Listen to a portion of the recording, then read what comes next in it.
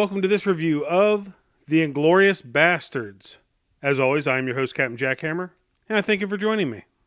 So, Michael Bay made Pearl Harbor, Spike Lee made Miracle at St. Anna's, and now Quentin Tarantino joins the ranks of people who don't know how to make World War II movies with Inglourious Basterds. So, Quentin Tarantino has remade a really bad Italian-made World War II thriller into an intentionally dumb and violent shoot-'em-up movie with barely a hint of the original film. And he remade it at a quarter of the speed of the original film. Inglourious Basterds is slow, dumb, and in a first for Quentin Tarantino in his cinematic savant career, incompetent. From the first image in it, a French farmer chopping wood with no wood to chop, he's just chopping at a chopping block, Quentin Tarantino acts as if he's determined to match the 1978 Inglourious Basterds in ineptitude. The Nazis wear leather, they love their strudel, and have impeccable manners as they carry out their final solution.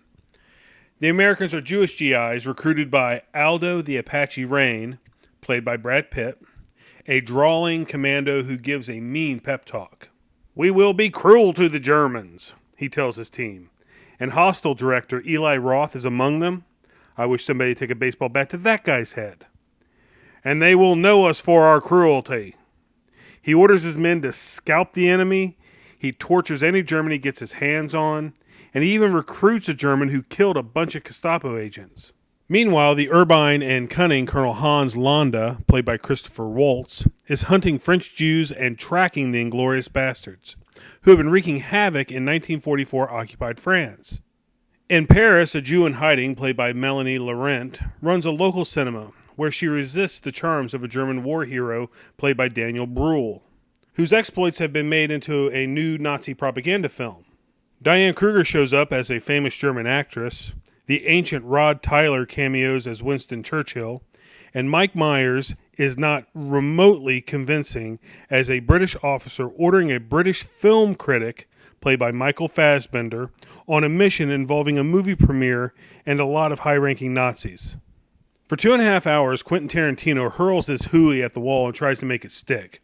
Long, supposedly tense scenes play like student filmmaker Nazi interrogations. Brad Pitt does do a decent job in the movie. Every Billy Bob drawled word out of his mouth is funny. Here's an example. "If you ever want to eat a sauerkraut sandwich again," he threatens one Nazi before turning him over to the Bear Jew, a GI who beats prisoners to death with a baseball bat. But even the scenes that work dragged on so long, and they dragged on in German and they dragged on in French, as if Tarantino didn't know the German or French words for faster. You know, the only thing worse than taking a great movie and remaking it into a shitty movie is taking a shitty movie and remaking it into an even shittier movie. Inglourious Basterds gets a 3 out of 10. Now, I'd like to say that I'm a huge fan of Quentin Tarantino's work. Everything up to this point. And it's important to know that there are some people who can make a good war movie. And then there are others who can't. And shouldn't. Ever. Because they fail at it. Thanks for watching.